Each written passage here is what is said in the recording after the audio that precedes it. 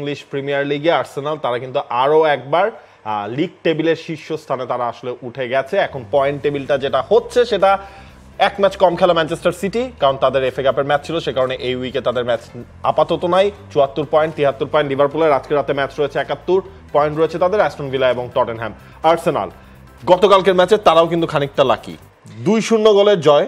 Fine, first হাফের একেবারে শেষ দিকে পেয়েছে একটা, সেকেন্ড হাফের একেবারে লাস্টের দিকে পেয়েছে একটা। লিয়ান্ড্রো ট্রোসার্ড প্রথম গোলটা করেছিলেন এবং এরপরে গিয়ে মার্টিন ওডেগার ব্যবধানটা দ্বিগুণ করেছেন একেবারে শেষ দিকে, তাতে জয় নিশ্চিত হয়েছে আর্সেনালের।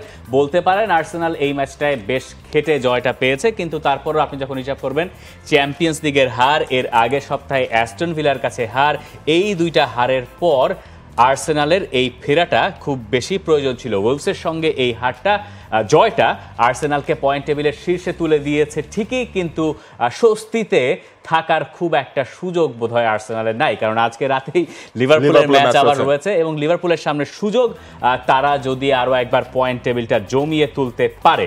কিন্তু এই জায়গাতেই আর্সেনালে যদি আমরা আরেকটু ফোকাস করি, আর্সেনালের কাছ থেকে আপনি এই ম্যাচে খুব আহামরি প্রত্যাশা করেছিলেন?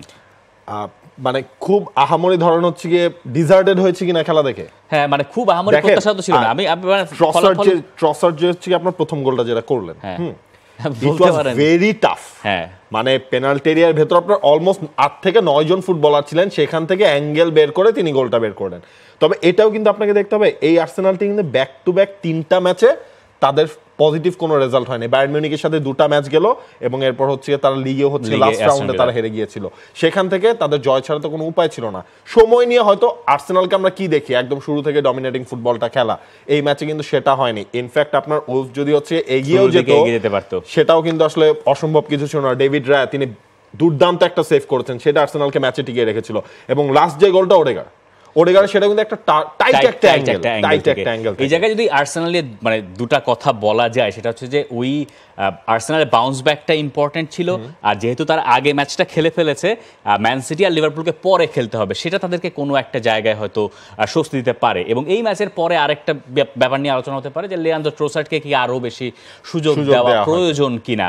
আর্সেনাল ফ্যানরা আমাদেরকে সেটা কমেন্ট করে জানাতে পারেন যে লিয়ান্ড্রো ট্রোসার্ডের স্টার্টিং 11-এ আরও বেশি থাকার প্রয়োজন কিনা, কারণ তিনি ম্যাচে যখনই নামছেন তখনই তিনি একটা ইম্প্যাক্ট রেখে যাচ্ছেন।